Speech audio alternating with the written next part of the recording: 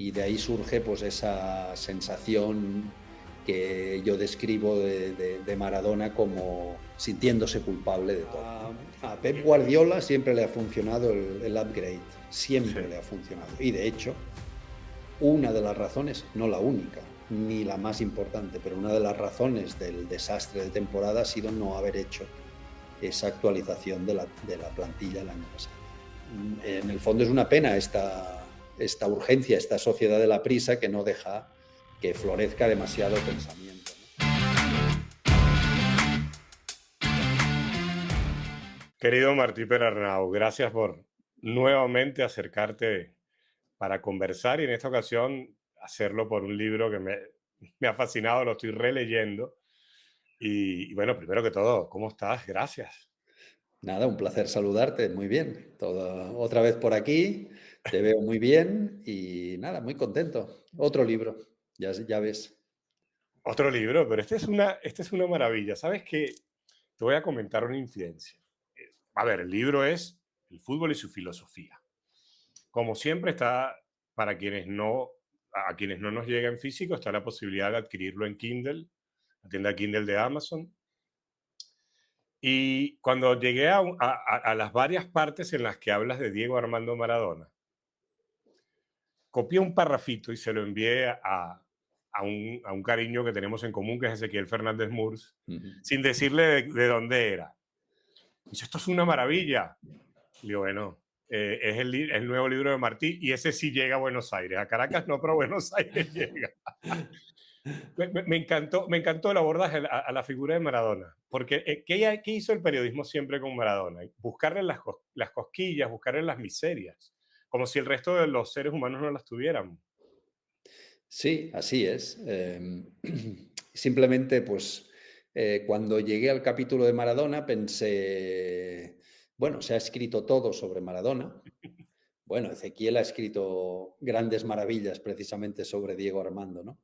Pero se ha escrito todo y posiblemente porque el único punto de vista que se me ocurre es precisamente con un cierto aire filosófico eh, intentar penetrar dentro del propio Diego Armando para ver cuál debía ser su sentimiento profundo ante lo que le ocurría en la vida, ¿no? Y de ahí surge pues esa sensación que yo describo de Maradona como sintiéndose culpable de todo, ¿no? Y el huir, ¿no? Sí, el huir por el sentimiento de culpa que tiene, culpa por ser pobre, culpa por ser rico, culpa por ser muy bueno, culpa por ser muy malo, culpa por todo. Y el único lugar donde se puede refugiar sin sentir esa culpa es en la pelota. Y es su frase final como jugador sobre el reconocimiento de culpa de los muchos errores que he cometido, etcétera, etcétera, pero la pelota no se mancha, que yo digamos, lo interpreto en el libro como ese único lugar en el mundo donde Maradona se siente en paz consigo mismo, ¿no? Que es en el balón.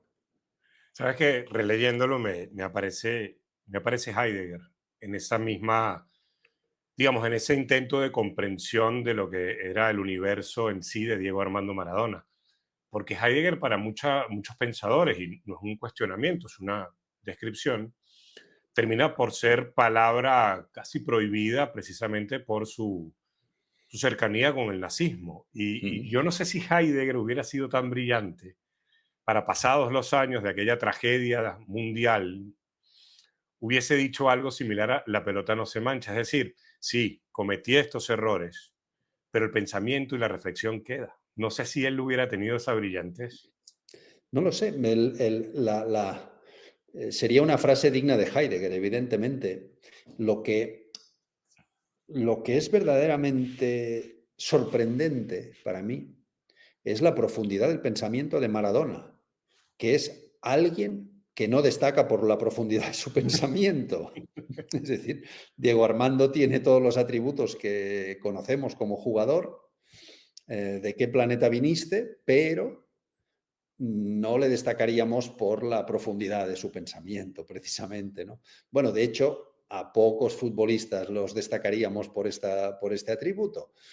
Y sin embargo, como digo, esa frase final, que en el fondo, aunque no sea cierto, es su frase final, no es cierto porque después vivió afortunadamente muchos años más o bastantes años más y como entrenador dijo cosas, etcétera, etcétera. Pero para mí esa es su frase final, ¿no?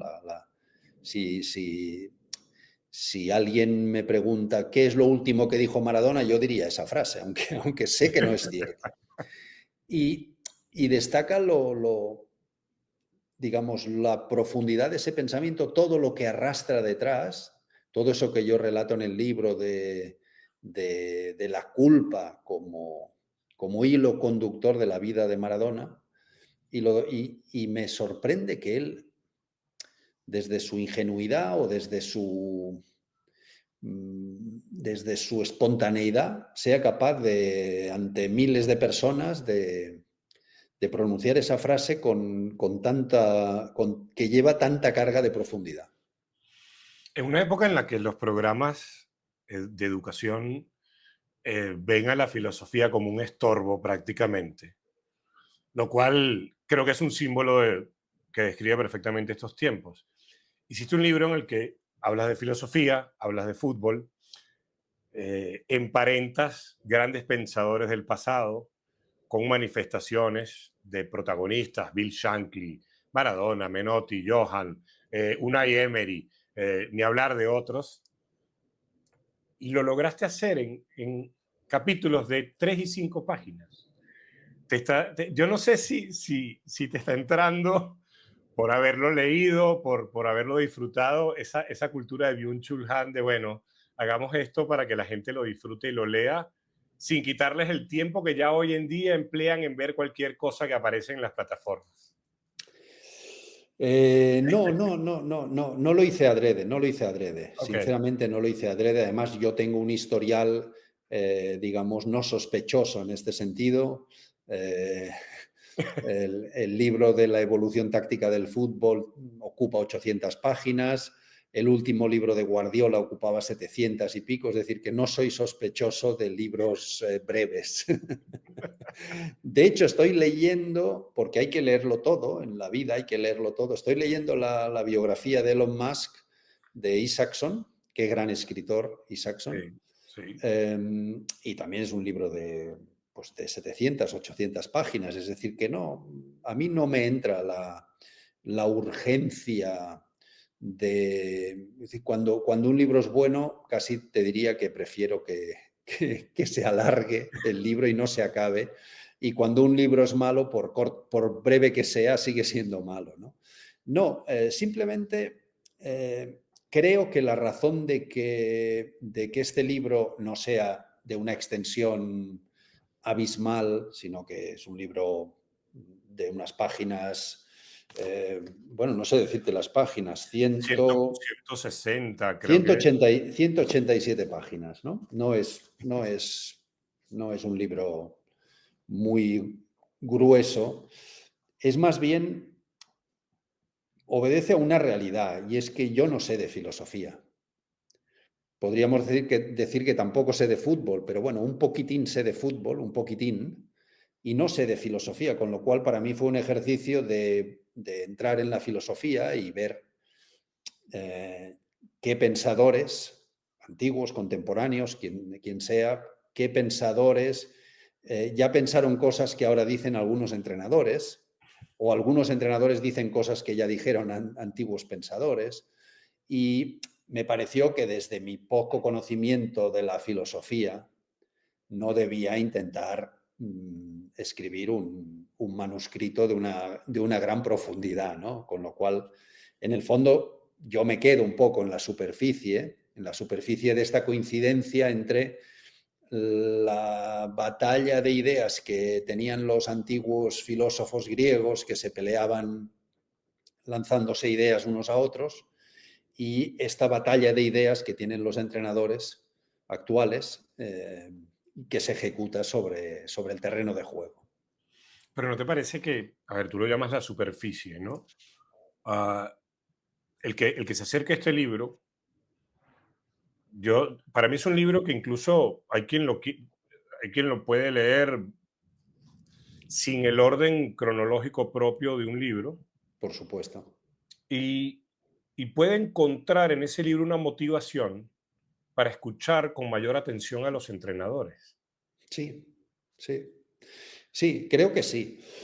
Eh, Creo que podría ser una motivación para leer el libro el intentar comprender mejor a los entrenadores. Hay un rasgo que me parece curioso que salió en la presentación del libro en Barcelona. La presentación la hizo mi hija, que es Sí. futbolista, es psicóloga y es máster en filosofía. Y bueno, pues nos hizo gracia que se lo dijimos y quiso presentarlo ella. Y bueno, una de las críticas que hizo fue: no hay ninguna entrenadora mujer. Y es cierto, no hay ninguna entrenadora mujer y ya digamos que alargamos un poco la idea y bueno, hay muy pocos entrenadores actuales. Actuales, pues están dos genios, Guardiola y Klopp, y dos entrenadores, Ancelotti y Unai Emery, que han escrito libros y por lo tanto, al escribir un libro, han reflexionado tanto si lo han escrito ellos como si ellos simplemente lo han dictado, pero en cualquier caso han reflexionado sobre una serie de asuntos y han lanzado una serie de ideas en dichos libros, ¿no? El resto son, llamémosle así, gente antigua, entendiendo por antiguos, pues lo que tú has mencionado, Hugo Menotti, Maradona. Meisel, Sí, bueno, los muy antiguos, eso sí, digamos, Hugo Meisel, etcétera, y luego los antiguos, pero que son muy conocidos por nosotros, es decir, Menotti, Bilardo, Cruyff, Beckenbauer, Maradona, etcétera, ¿no? Bill Shankly, Matt Busby, etcétera, etcétera. Y creo que al final la reflexión que uno tiene que hacer es que tenían más tiempo para reflexionar, más tiempo para pensar. Es decir, ¿cómo le pides tú hoy a un entrenador que disputa un partido cada 3 días que reflexione sobre algo más allá del rival, el último gol, el último arbitraje, el último problema que ha tenido? Normalmente, eh, esta gente se tiene que enfocar en su objetivo inmediato y no tiene tiempo de pensar otras cosas, ¿no? sí, Y lo vemos con Pep, ¿no? Fíjate que en esta temporada, que ha debido ser para él muy estresante, va, sale a jugar golf, hace el torneo de leyendas de golf y tiene que coger un avión para ir a jugar un nuevo torneo que además reparte tanto dinero que no puedes tomártelo a la ligera. sí, sí, sí. Y quien dice él, bueno, pues Luis Enrique, ¿no? Ha llegado hasta hasta la final de Champions y ha tomado el mismo avión. Es decir, hay muy poco tiempo para pensar y creo que esa es la causa por la que no hay apenas entrenadores actuales en el libro, a pesar de que uno piensa y dice, bueno, pues Luis Enrique, Hansi Flick, Simeone, en fin, Sí, sí. habría una abundancia de gente con mucho talento, pero ellos no tienen ese tiempo que tenían antes. Yo recuerdo, bueno, una de las, no lo menciono en el libro, pero lo pensé a raíz de esta pregunta de mi hija, ¿no? Herbert Chapman decía, lo escribió en un artículo, hace ya un siglo, claro, decía que él pues jugaba el partido el domingo y no hacía el análisis del partido no materializaba el análisis del partido hasta el viernes siguiente. Es decir, que se pasaba 5 días dando vueltas en su cabeza, no había vídeos en aquel momento, dando vueltas a lo que ha ocurrido en el partido, pensando, etcétera, entrenaba a su equipo, etcétera. Y luego el viernes por la mañana se sentaba en el despacho, no sé si con su capitán y con su preparador físico, ¿no? O solo, y ahí hacía el análisis de lo que había ocurrido, ¿no? Y luego ya preparaba el siguiente partido. Pues esta gente con ese ritmo de vida, lógicamente, tenía otras posibilidades mayores para establecer pensamientos un poco más asentados, ¿no? Que son los que nos han llegado a nuestros días. En el fondo es una pena esta urgencia, esta sociedad de la prisa que no deja que florezca demasiado pensamiento, ¿no? Y en cuanto a las entrenadoras, por terminar el asunto, pues la realidad es que hay muy pocas entrenadoras en el fútbol femenino, en el masculino ninguna prácticamente. Bueno, hay una en el Nuremberg, pero vamos, Sí. prácticamente no hay y están sometidas al mismo ritmo frenético que los hombres, con lo cual, pues ahí hay una carencia, un hueco que no sé si se va a rellenar alguna vez con frases eh, de una cierta profundidad que permitieran hacer una segunda parte del libro con entrenadoras y con entrenadores actuales. ¿Y no conspira también que la dinámica mediática del fútbol femenino es muy reciente en nuestros países? Porque, a ver, es cierto que el Barça tiene un equipo fenomenal, pero una cosa increíble, pero antes estaba el Olympique de Lyon y estaba el Wolfsburgo, y quizá para nosotros, los de habla hispana, todavía sea un terreno por explorar, mientras que el fútbol masculino ya tiene tanto tiempo a nivel mediático. Bueno, es evidente que el fútbol femenino sufre un retraso estructural, básicamente pues porque en 1917, 15, 16, 17 las federaciones británicas lo prohibieron, no se recuperó hasta 1977, con lo cual son 60 años cortado de raíz. Y estamos hablando de un fútbol que en 1900, no te quiero engañar, bueno, 1900, en la primera o segunda década del siglo XX, eh, llenó Goodison Park y dejó fuera a 10.000 espectadores que querían entrar. El Goodison Park del Everton. Por- Sí, es decir, era un fútbol femenino que atraía masas de gente.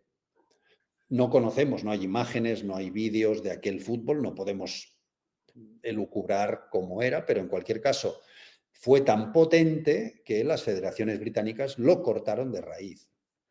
Le cortaron la cabeza, no regresó hasta 1977 con muchísimas dificultades y apenas hace, pues, podemos hablar de que apenas hace 20 años, 25 años que verdaderamente se está extendiendo en el mundo con una gran rapidez, pero evidentemente de manera estructural todavía va con retraso, ¿no? Eso es evidente. En cualquier caso, aunque se ponga a la par con el masculino, también se pondrá a la par en cuanto a urgencias y en cuanto a claro. prisas. Con lo cual, en este mundo de la reflexión que yo mencionaba, tampoco vamos a encontrar grandes facilidades. Ahora, esas prisas, esa inmediatez, las urgencias, porque además siempre los jefes de cualquier equipo, cualquier selección te van a decir que tienes que ganar todo porque hay demasiado dinero, demasiados compromisos comerciales. Yo creo que todavía nos permite, todavía, ¿eh? Ya después mañana será otro día y estamos claros que aparecerá otro problema más, otro impedimento más. Pero a mí me sigue pareciendo entretenido escuchar ruedas de prensa de Luis Enrique, de Pep, de Klopp cuando las da, de Marcelo, porque Marcelo además siempre con esa cruzada en contra de esos molinos, pero son poquitos, ¿no? Y cuando yo escucho a Ancelotti, porque además lo mencionas en tu libro y lo emparentas con ese proceso natural de crecimiento, lo emparentas con el taoísmo además, pero son muy pocos, pero es cuestión de tiempo o también de atrevimiento. Bueno, yo pienso que el entrenador actual, el entrenador siempre, pero actualmente aún más, está sometido no solo a las presiones propias de su oficio, pues dirigir un colectivo, afrontar unos resultados, la tensión competitiva, etcétera, etcétera, que eso forma parte de su, bueno, de su negociado, evidentemente, sino que además está sometido a otras presiones muy evidentes. Su cabeza está siempre pendiente de ser cortada porque es el eslabón más débil. Eh, mm, no hay nunca paciencia para que un proceso arraigue y pueda cuajar porque en una sociedad de la urgencia los aficionados no le van a permitir a nadie pasar más tiempo del que ellos le conceden graciosamente. Luego vemos siempre, siempre, pero siempre significa siempre en mayúsculas, como aquellos procesos que acaban triunfando son aquellos en los que por decisión directiva o por casualidad le acabaron concediendo tiempo a ese entrenador. Véase Luis Enrique, véase Luis Enrique sin ir más lejos, ¿no? Es decir, hoy el mundo se llena de elogios y ditirambos sobre Luis Enrique, cuando Luis Enrique en su primera media temporada en el Paris Saint-Germain era cuestionado por todos, por los periodistas, por los aficionados, por todos, incluso esta misma temporada lo era, ¿no? Y sin embargo, bueno, eh, ahí está, pues porque la directiva del Paris Saint-Germain tuvo la paciencia, por las razones que desconozco, Sí, porque con estos... ni siquiera sabemos si quiso tener paciencia, pero tuvo paciencia y acabó dando réditos, ¿no? Pep Guardiola en su primer año en el Manchester City, pues sabemos que fue una temporada horrorosa. Sin embargo, pues tuvieron paciencia y luego vino todo lo que vino. Esta temporada ha vuelto a ser horrorosa, han vuelto a tener paciencia y veremos si vuelve a crear un equipo campeón la próxima temporada. Y ha habido, creo, muchos casos, ya no digo a lo largo de la historia, sino en la historia más reciente, donde voluntaria o involuntariamente se le concedió tiempo al entrenador para culminar su proceso y el proceso culminó bien. Y sin embargo vemos pues, muchísimos procesos que son cortados de raíz de manera precipitada, pues porque alguien no resiste esa presión, creo que es artificial, por la cual los aficionados no quieren que se le conceda tiempo al entrenador, los directivos no quieren, los jugadores no quieren, etcétera, etcétera, etcétera. Entonces los entrenadores sí son los que están sometidos, son los que están en el ojo del huracán mucho más que nadie. Martí Junior es músico con una producción y una creación de obra. A mí me gusta mucho, hemos comentado algunos temas que me han parecido fantásticos, pero ¿por qué quiero hacer este paralelismo? Al ser músico, es cierto que los tiempos han cambiado y que la industria discográfica es otra. Pero yo recuerdo mucho la década de los 60 y los 70, recuerdo haber leído, ¿no? La presión sobre el artista para que sacara discos. Por ejemplo, yo soy muy fan de The Doors y tenía que sacar un disco por año.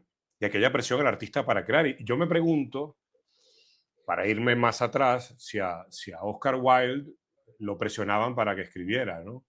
Y si lo hicieron, entendería entonces el desenfreno del final de su existencia. Pero yo creo que esto es algo muy de la sociedad, de querer resultados inmediatos, y una vez que se da el resultado, no entender que digamos, las particularidades, y entonces pretender que todo aquello que venga sea iguale en impacto. Y una de las cosas que tus libros sobre Pep han establecido es que él se siente mejor entrenador, obviamente, hoy que hace 12 años, con lo cual no quiere decir que el equipo gane más o gane menos. Y yo creo que el proceso de los músicos es idéntico. Puede que no tengan el mismo impacto a los 65 años, pero probablemente sean mejores músicos. Sí, efectivamente, es así. Sí, sí. Es decir, yo me siento, a ver cómo te diría, yo me siento mejor escritor ahora que hace 15 años, cuando publiqué mi primer libro. Sin embargo, el domingo en la feria del libro vino un señor argentino y me dijo, el libro que más me ha gustado tuyo fue el primero. Bueno, es una opinión, vamos, son gustos, me parece muy bien, pero yo me siento mejor escritor ahora que hace 15 años. Y a lo mejor este libro pues venderá menos ejemplares, bueno, no a lo mejor, seguro que este libro vende menos ejemplares que Herpep, por ejemplo, ¿no? Claro, evidentemente, pero la calidad de tu trabajo no es directamente proporcional al éxito mediático que uno consigue. Eso, yo creo que eso es una obviedad. Y pues sí, el entrenador madura, crece en algunas cosas. Puede ser que empeore, en otras mejora. En general se puede considerar mejor entrenador y quizás su equipo pase una temporada negra como la de Guardiola este año, evidentemente. Puede ser, puede ocurrirle, pero él es mejor entrenador. Eso también es indiscutible.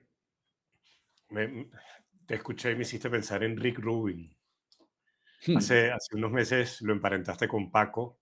Rick Rubin, el muy reconocido productor musical, que yo creo que, más allá de todos los conceptos y todas sus expresiones, Rick Rubin tiene algo que me encanta, que es que él cada vez se aleja aún más de todo lo que es el ruido mediático y vive casi como un monje, claro, en una casa que debe ser hermosa, pero muy alejado de todo. Y ahí pienso, ¿será que todavía tenemos personajes que disfrutan de esa soledad y de ese aislamiento para encontrar algo nuevo?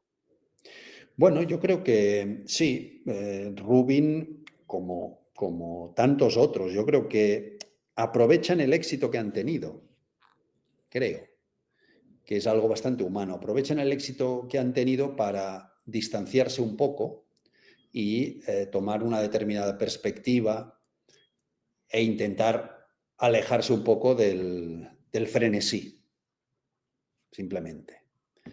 Porque el frenesí, si lo llevas a su máxima expresión, eh, pues al final te embota los sentidos. O sea, yo pienso en mi mínima expresión, pienso, bueno, pues yo he intentado con los años alejarme un poco del periodismo y adentrarme en el oficio de escritor y escribir libros porque eso tiene un ritmo más tranquilo, más pausado, puedes pensar, puedes reflexionar, puedes dar determinados enfoques. Mientras que en el periodismo de día a día, de participar en una tertulia de radio, en un programa de televisión y escribir 2 artículos, pues hay muy poco tiempo para hacer todo ello. Hay mucho ruido, mucho frenesí y posiblemente el fruto de lo que tú consigas hacer pues será pues un fruto de menor calidad que si te alejas un poco, tomas perspectiva y tienes unos ritmos más tranquilos, más pausados, como ocurre cuando haces un libro, cuando escribes un libro. Quiero preguntarte, no desde lo futbolístico, digamos, de tus conceptos o de tu idea, sino volviendo un poco a la filosofía, ¿no? ¿Qué es Hansi Flick en un equipo como el Barça, en el que yo sigo creyendo que uno de sus grandes méritos es que no habla castellano? Sí, vamos, yo lo comparto tu criterio y además recomendaría encarecidamente al señor Flick que no aprendiese nunca Sí, sí. castellano, o por lo menos que lo aprendiese en la intimidad y que, si acaso, que lo hable con su frutero, pero no con nadie más, ¿no? Y que además cuando le hablen en castellano, él responda en alemán o en inglés y haga ver que no entiende nada. Eso sería mi consejo principal sobre Hansi Flick. Creo que alguien le debió dar ese consejo cuando llegó al Barça y lo ha seguido a rajatabla y creo que esa es parte del éxito. Para mí viéndole actuar con esa pandilla de niñatos, en el buen sentido de la palabra, pues son niños, ¿no? Son niños. Eh, Niños rodeados de algún veterano, ¿eh? También, seamos sinceros. Yo creo que simplemente su naturalidad ante cualquier evento. Ok. Es decir, él ha tomado una postura, pensemos que es alguien pensemos un poco en Hansi Flick. Por un lado, no es un entrenador con una larga trayectoria de éxitos, no podemos decirlo. Pues, ha sido, claro, campeón del mundo con Alemania como ayudante de Joachim Löw, ha ganado el triplete con el Bayern, o sea, ha tenido éxitos apoteósicos, pero no largos y continuados. Y luego ha tenido el batacazo importante con la selección alemana, etcétera. Y tiene 60 años, es decir, no es un chico recién salido de la escuela de entrenadores, sino que es alguien que ya ha vivido todas las caras del fútbol y llega con 60 años, se encuentra esa pandilla de niños insolentes a su alrededor y lo afronta con mucha naturalidad, como diciendo, cualquier evento que se produzca aquí, bueno o malo, lesión o accidente, éxito o derrota, nos lo vamos a tomar con mucha naturalidad. Porque la vida ya me ha dado el rostro bueno de ganar el triplete con el Bayern y el rostro malo de hundirme con la selección alemana. Y yo creo que es esa postura suya de naturalidad ante lo que suceda, probablemente algo de estoicismo podríamos atribuirle, es lo que ha hecho que todo haya fluido de esa manera tan natural, ¿no? Es decir, con él, no digo con los jugadores, con él nunca parece que haya pasado nada, que haya ocurrido nada. Se rompe un jugador que parece vital, bueno, pues lo sustituye por otro. Un jugador está jugando mal, pues lo sustituye por otro. Un jugador está jugando bien, pero tiene a un chico que apenas juega, bueno, también le sustituye. En fin, va haciendo las cosas pues simplemente con naturalidad, con buena intención, sin intentar molestar a nadie. Y creo que esa es una de las claves también del éxito que ha tenido. Yo lo veo y hay muchas veces que me traslado al abuelo. A ver, Hansi Flick tiene 60, no es tan grande, pero quizás en las culturas sudamericanas ya es edad de abuelo. En Europa, y eso es una de las cosas que yo siempre he admirado, hay más paciencia, ¿no? Y veo al abuelo que está viendo chicos de 16, 17, 18 y 19 años que se están abriendo un camino muy lindo, además, muy lindo, porque lo están haciendo muy bien, pero que él los acompaña a disfrutar. ¿Y por qué digo el abuelo? Porque el padre, obviamente, y esto lo sabes tú mejor que yo no soy, no tengo hijos, el padre también tiene que quizás poner un poco más de disciplina, un poco más de no mano de hierro, pero sí de limitaciones en determinados momentos de ese crecimiento. Y el abuelo está para consentir. Y no con esto estoy diciendo que Flick no tenga disciplina, pero el consentir te lleva a una apreciación muy diferente del proceso de aprendizaje. Yo lo veo como un tipo que está ante lo que él pudiese más adelante considerar fue un regalo de la vida, pero no porque él no tuviera capacidades, sino porque llegar a dirigir a estos insolentes con esa edad, con ese atrevimiento propio de quien tiene 17, 18 años, porque todos lo sentimos, debe ser muy lindo. Sí, yo creo que lo que dices es acertado. Yo creo que él es una mezcla entre padre y abuelo, donde probablemente en los entrenamientos sea padre y en los partidos sea abuelo, probablemente, ¿no? Es decir, en los entrenamientos él es rígido y, y marca unos criterios, bueno, pues lo sabemos, desde la puntualidad hasta preparar determinados movimientos colectivos, individuales, etcétera. Y yo creo que ahí en los entrenamientos ejerce de padre y luego en los partidos creo que existe ese componente de abuelo disfrutón, de decir, bueno, ahora que salgan estos y vayamos todos a disfrutar, ¿no? Y yo creo que tiene un poco esas dos facetas y se le ve disfrutar muchísimo.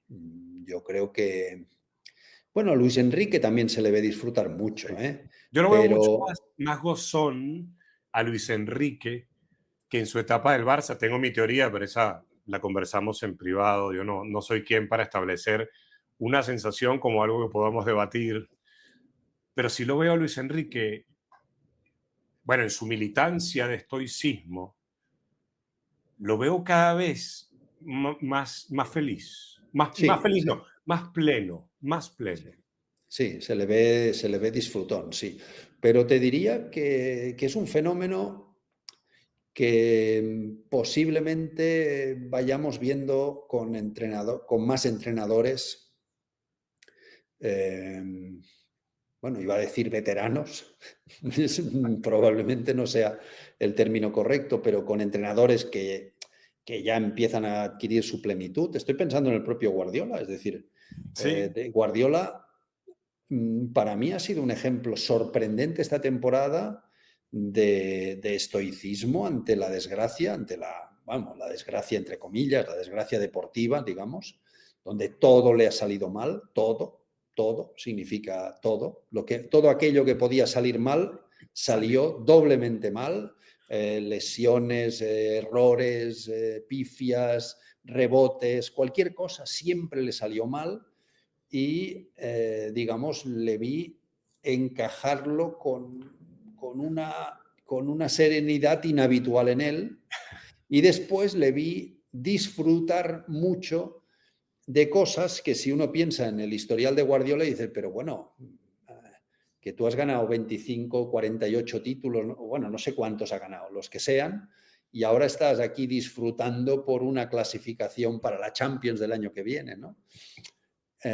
Y ese fenómeno se ve mucho se aprecia mucho en Luis Enrique, se aprecia evidentemente en Hansi Flick y probablemente encontremos otra gente, pues por ahí estoy pensando en Arne Slot, que se le ha visto, ya no digo eufórico, digo ese concepto, esa sensación de disfrutar de aquello que está haciendo su equipo, ¿no? Y probablemente empezaríamos a pensar en otras personas, en otros entrenadores que les está ocurriendo lo mismo.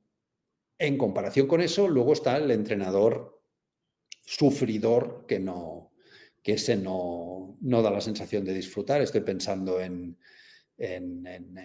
Simone Inzaghi, en Conte, Qué personaje en Conte. Unai Emery.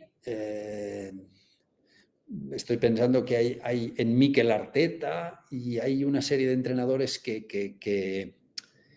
a los que todavía les puede la tensión puede más que ellos. Y yo creo que los otros que hemos mencionado son aquellos que han, por edad, por experiencia, por éxitos, han dado un paso más y empiezan a disfrutar verdaderamente, no en términos absolutos, sino incluso en términos relativos, incluso si la victoria es muy relativa y poco trascendental, pero empiezan a disfrutar del camino más que del éxito.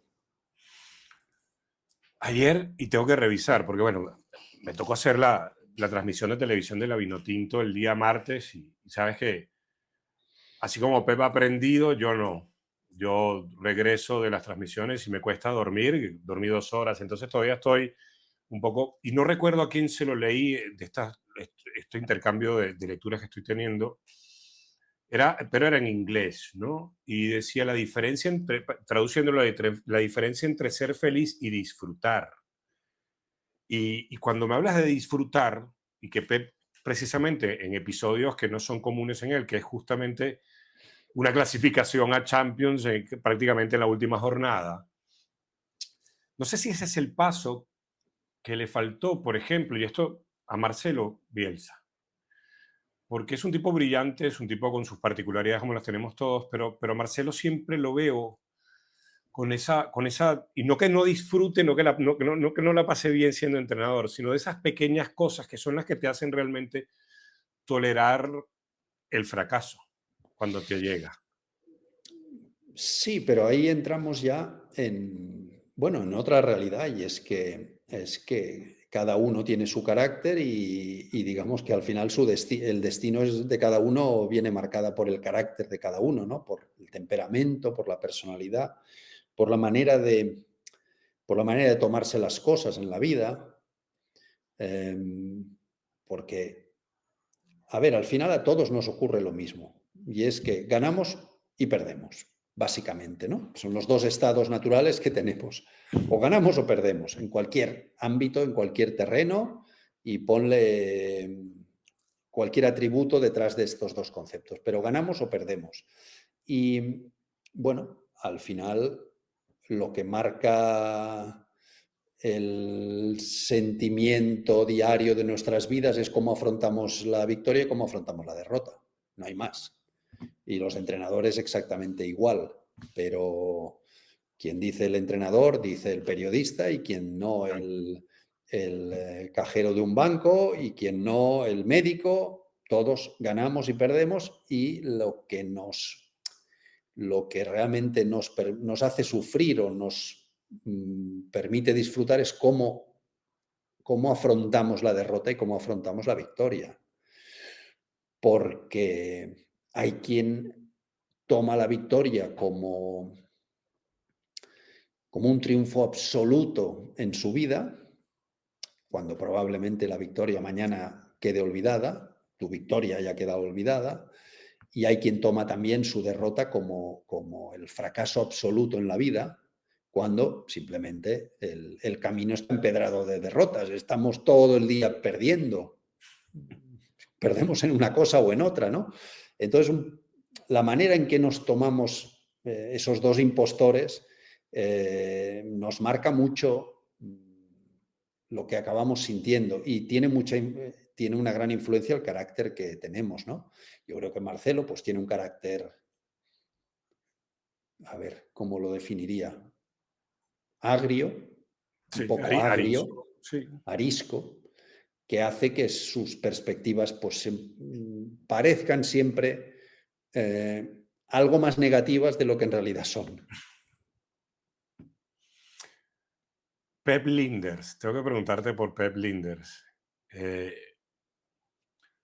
a ver, es un entrenador formidable.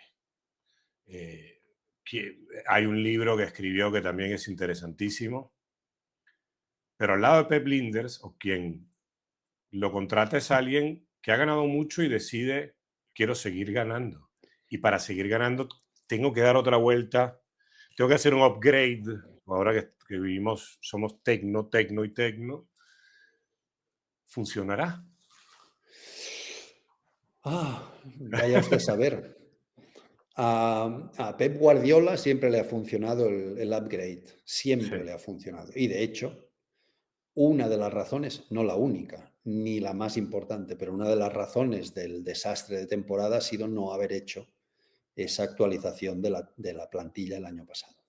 No la hicieron por una razón muy humana y muy comprensible, y es ya, que la temporada fue muy buena, lo que era impensable cuando venías de ganar el triplete. Lo normal era ganar el triplete y caer. Como el equipo no cayó, sino que ganó la Premier League nuevamente, hizo una gran Champions, llegó a la final de Copa y jugó un número importantísimo de muy buenos partidos, la sensación colectiva fue, bueno, pues todavía el equipo tiene cuerda para seguir. Y no fue así. No fue así. Si no se hubiese roto Rodri, no se hubiesen roto los cuatro centrales y De Bruyne, quizá se habría enmascarado un año más, pero al caerse la estructura del equipo, pues digamos que ya no se pudo enmascarar un año más. Sin embargo, él siempre ha destacado por actualizar mucho a sus equipos en momentos en los que mucha gente considera que no es necesario. No hacía falta desprenderse de Riyad Mahrez o de Laporte. Hablo de dos. O de Sané o de Sterling, de jugadores que han ido abandonando sus equipos, o de Schweinsteiger para traer a Xavi Alonso en el Bayern, es de igual. O de desprenderse de Mandzukic para traer a Lewandowski, etcétera, etcétera. Son cambios que siempre yo los viví siempre como con un cierto espíritu crítico en el ambiente, es decir, ¿por qué ahora Pep cambia esto cuando el equipo lo ha ganado todo, no? Y sin embargo, a él le ha ido muy bien actualizar eso, adelantarse a los acontecimientos, ¿no? La única vez que claramente que no lo ha hecho ha sido el año pasado y yo creo que aprendió muy duramente esa lección, ¿no? Y ahora, bueno, pues sí, ahora viene una actualización completamente nueva de cuerpo técnico, de jugadores. ¿Saldrá bien? Yo creo que hay muchas posibilidades de que salga bien, muchas. Yo creo que más allá de que gane o no gane, porque al final es muy poco lo que sabemos. Tú tendrás una idea de que vas a cenar, yo tengo una idea más o menos de que voy a almorzar y hasta ahí llegamos, ¿no? Pero yo creo que va a ser muy divertido. Va a ser muy divertido entre los que están llegando y ese nuevo matrimonio entre los dos Pep, uno Guardiola y el otro Linders. Promete ser entretenido. Sí, porque además Linders, digamos, no viene de la escuela Domènec Torrent, Mikel Arteta, Juan Malillo, sino que viene de una escuela mucho más basada en el Gegenpressing alemán, en el Gegenpressing de Klopp, y por lo tanto aportará cosas y visiones diferentes. Y yo creo que eso es siempre lo que ha buscado Pep. Cuando contrató a Juan Malillo fue para que le desafiase. Y yo creo que ha absorbido todo lo que ha podido de Juanma y ahora pues contrata a Pep Linders para absorber otras cosas que aportar al juego. Y puede ser muy interesante. Podemos ver cosas híbridas interesantes. Sí, sí, mi aspiración es esa. Obviamente uno quiere que gane todo aquello que, pero yo creo que desde, no sé si en esta cosa que han llamado Mundial de Clubes, porque también siempre, Ahora no lo sí, creo. Ahora yo creo que es demasiado pronto. Los jugadores salen de la playa, eh, harán el mejor papel posible y punto. ahora, es que, Martí, aquí entras en algo que es, yo la verdad me peleo con algunas batallas que no debería. Mundial de Clubes. ¿No va a ser un éxito? No, no va a ser. A ver, me refiero a FIFA en lo comercial. El camino que los llevó a esto no es de éxito. Tuvo que aparecer esta plataforma para pagarles 1.000 millones, además como si fueran las monedas que uno comparte con alguien en la calle, ¿no? 1.000 millones. Las entradas ha sido difícil que se vendan, salvo por algunos equipos, por supuesto. El equipo que más ha vendido ha sido Boca Juniors. Bueno, sí, hay un gran éxodo de argentinos en Estados Unidos. ¿Qué necesidad hay? De verdad, ¿qué necesidad hay de seguir exprimiendo la gallina de los huevos de oro? Pues que la maquinaria no se detenga. No hay otra necesidad. Eh, a ver, el ser humano actual aficionado al deporte necesita su dosis diaria Es un yonki. y no hay más. Si no hay fútbol, necesitamos Fórmula 1, motociclismo, baloncesto, béisbol, en fin, lo que cada uno lo que sea. Y eso obliga a que haya una dosis diaria. Por eso somos consumidores hoy en día. Sí, no hay aficionados al fútbol. No, no hay. Somos consumidores, evidentemente, pero yo soy el primero que reconozco que muy a menudo estructuro mi semana en función de los partidos. Esta semana hay Champions League martes y miércoles, hay Premier League sábado, domingo y lunes. Bueno, y entonces, ¿qué hay el viernes? Porque el jueves hay Europa League y multi-Europa League, y ahí con el multi-Europa League puedes ver 20 partidos, los goles de 20 partidos, bien. Pero ¿y el viernes? ¿Qué hay el viernes? No hay nada. Es decir, el viernes tienes un problema.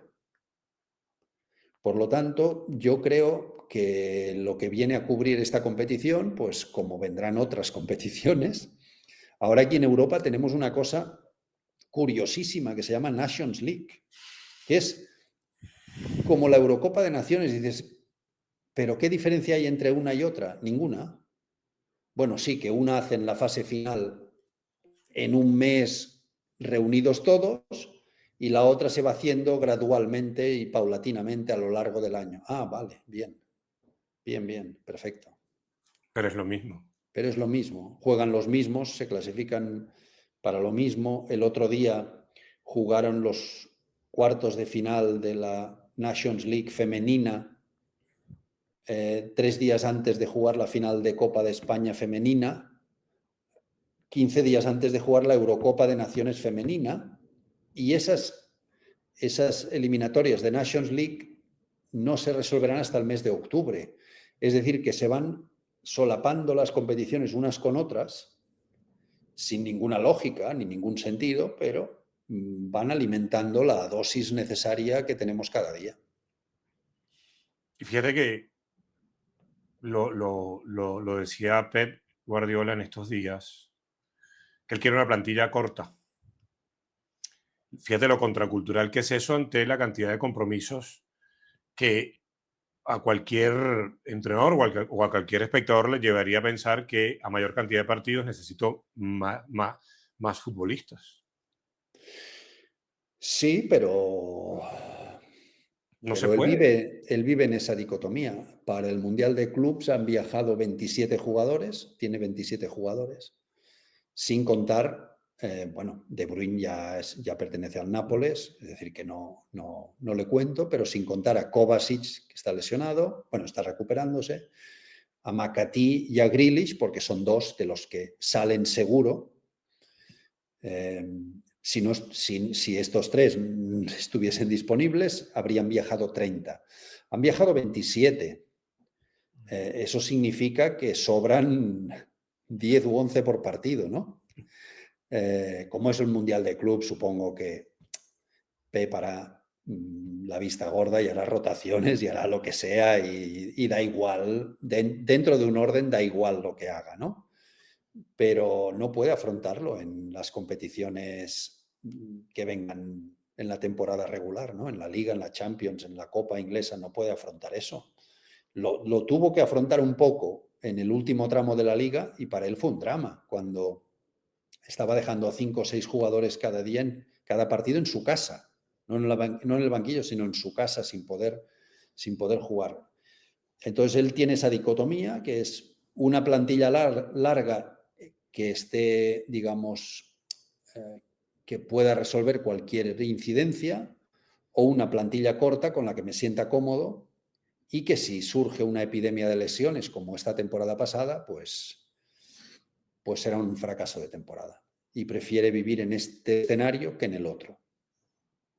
¿Vas a ver el Mundial de Clubes? Sí, sí, sí. Lo voy a ver porque está el Manchester City, está Rayados de Monterrey con Domenech Torrent, y me apetecen ver otros equipos también. Y lo voy a ver de manera irregular, eh, pero sí, lo voy a ver, no con la continuidad digamos, de una Champions o de una Premier League, no, pero sí, voy a ver algunos partidos. Te lo pregunto porque, y esto no sé si habla bien de mí, mal de mí, pero al fin y al cabo uno es lo que es.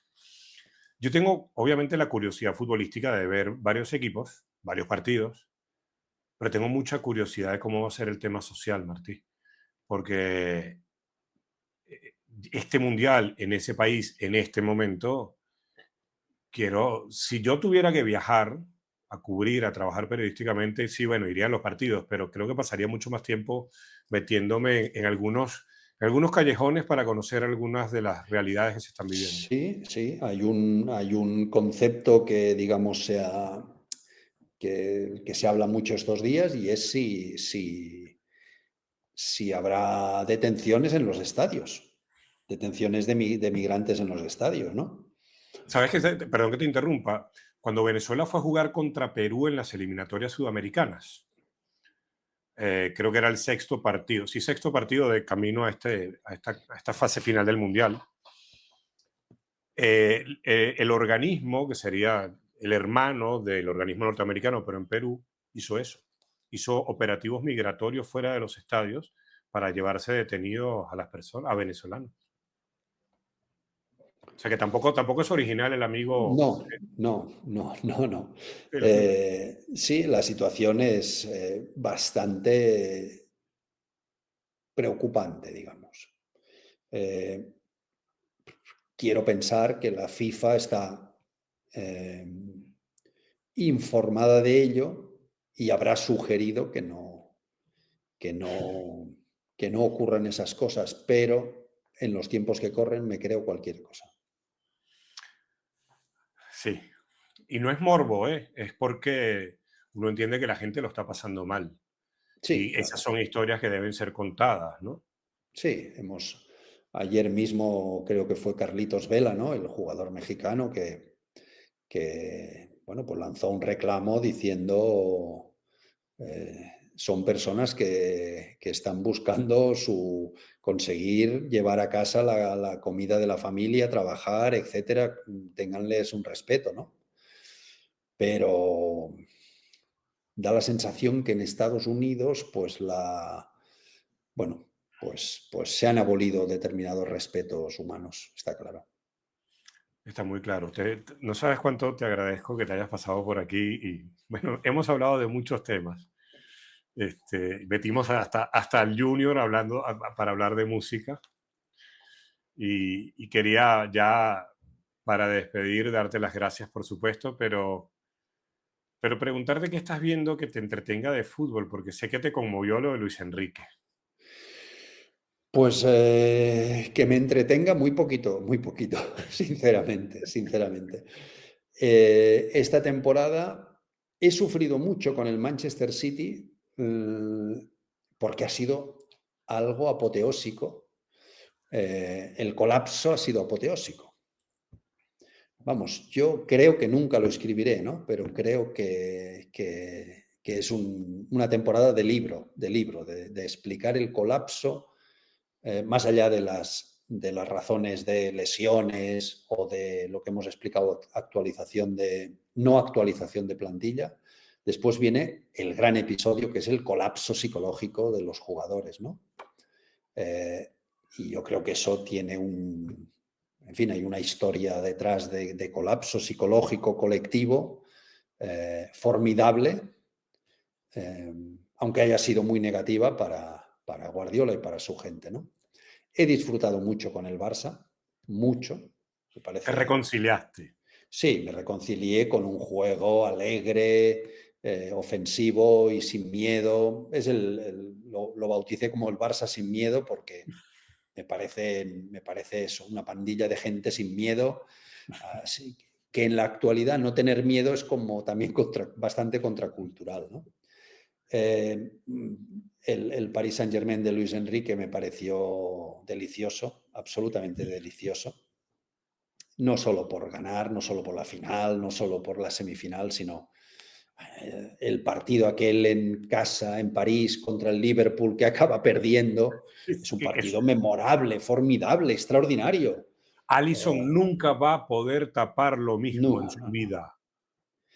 Sí, sí. Y luego he disfrutado con cosas muy puntuales de momentos de la temporada. Algún momento del Bayern, algún momento del Bournemouth en Inglaterra, algún momento del Nottingham Forest. Ha habido momentos en la Premier League al no existir, digamos, el dominio del City, eh, y creo que el Liverpool ha estado en un ha ganado la liga, pero en un tono menor. Ha habido momentos, que me han hecho disfrutar bastante, sí, debo reconocerlo, pero son momentos puntuales. Luego está el promedio del fútbol actual, que es ese fútbol globalizado, eh, homogéneo, donde nada Estandarizado. destaca, sí, nada destaca sobre nada, pero como se juega todos los días de la semana, no puedes pedir caviar cada día. No, pero una buena ensalada sí. Sí, pero no llega tampoco. Querido Martí, gracias por pasarte y de verdad, que la gente que quiera pensar un poquito en fútbol se acerque al libro, El fútbol y su filosofía, porque de verdad que da para pensar y yo creo que al final del día siempre tenemos, no importa cuán apresurados estén, tiene que haber algún momentico para la reflexión, para aburrirse un poquito. Conviene reflexionar y pensar un poco. Pues muchas gracias, Gracias, Ignacio, querido. un placer.